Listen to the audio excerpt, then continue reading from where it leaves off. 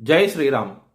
2022 నుంచి 2024 జూలై వరకు మొత్తం 11 ప్రెడిక్షన్స్ అనేవి ప్రూవెన్ అయ్యాయి. మరియు నా వాట్సాప్ గ్రూప్ లింక్ కూడా ఇచ్చాను క్రింద డిస్క్రిప్షన్లో. ఇది నిజమా కాదా అనుకుంటే కనుక ఈ 11 ప్రెడిక్షన్స్ అనేవి కింద డిస్క్రిప్షన్లో ఉంటాయి.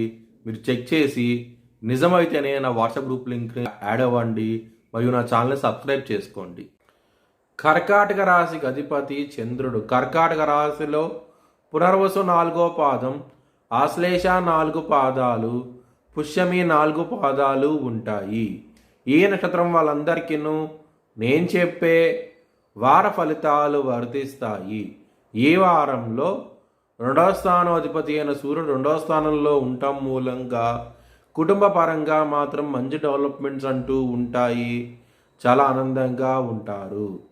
12వ స్థానం అధిపతి అయిన బుధుడు 2వ స్థానంలో ఉన్నారు కాబట్టి ఎవరైనా సరే విదేశాలకు వెళ్ళాలనుకుంటే కనుక ఈ వారం అనేది చాలా అనుకూలంగా ఉండబోతోంది.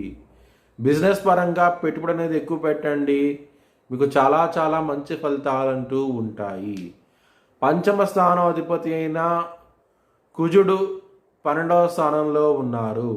లవర్స్కి మాత్రం ఈ వారం అనేది అసలు కలిసి రావటం లేదు, ఇబ్బంది పడే అవకాశం ఎక్కువగా ఉన్నది. 7వ స్థానం అధిపతి అయిన శని 8వ స్థానంలో ఉన్నారు. మ్యారేజ్ పరంగా మాత్రం ఇబ్బందికరంగా ఉండబోతోంది, జాగ్రత్త అంటూ ఎక్కువ తీసుకోండి. హనుమాన్ చాలీసా పారాయణం చేయండి, మంచి ఫలితాలంటూ ఉంటాయి. కోర్టు కేసులు ఏమైనా ఉన్నా సరే మీకు వ్యతిరేక తీర్పులు వచ్చే అవకాశం ఎక్కువగా ఉన్నది. ఈ వారంలో కొంచెం జాగ్రత్త అంటూ ఎక్కువ తీసుకోండి. లాభస్థానం అధిపతి అయిన శుక్రుడు నీచబడి ఉన్నారు. శత్రువులతో కొంచెం జాగ్రత్త అంటూ ఎక్కువగా తీసుకోండి, ఇబ్బంది పడే అవకాశం ఎక్కువగా ఉన్నది.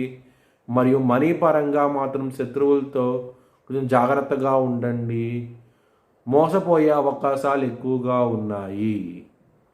మీ భవిష్యత్ వివరాల కోసమై హెచ్ఎల్ఎన్ జ్యోతిష్యాలయాన్ని సంప్రదించండి.